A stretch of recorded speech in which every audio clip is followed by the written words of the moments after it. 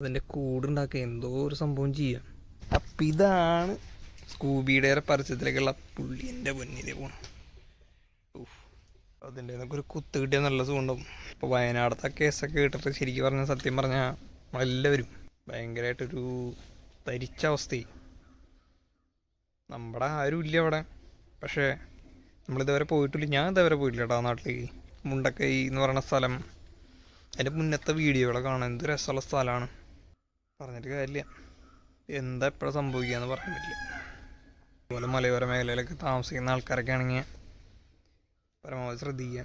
മുൻകൂട്ടിയുള്ള ലക്ഷണങ്ങൾ ചിലത് അറിയാൻ പറ്റുമെന്ന് പറഞ്ഞ ചില വീഡിയോ ഒക്കെ ഉണ്ടായിരുന്നു. ചിലർ മിക്ക ആൾക്കാരും കണ്ടിട്ടുണ്ടാവും. ഈ മലവെള്ളം വരണ വഴികളൊക്കെ കലങ്ങി മറിഞ്ഞൊക്കെ വരുന്നത് കാണുകയാണെന്നുണ്ടെങ്കിൽ ശ്രദ്ധിക്കാം എന്നൊക്കെ പറഞ്ഞ് പല വീഡിയോസൊക്കെ കണ്ടിരുന്നു. അപ്പോൾ അങ്ങനെ എന്തെങ്കിലും ലക്ഷണങ്ങളൊക്കെ അവിടെയുള്ള ആൾക്കാർക്ക് കൂടുതൽ അറിയാം, നമുക്കതിനെ പറ്റി അറിയില്ല. അപ്പോൾ അതൊക്കെ എല്ലാവരും ശ്രദ്ധിച്ച് സേഫായിട്ടിരിക്കാൻ നോക്കുക.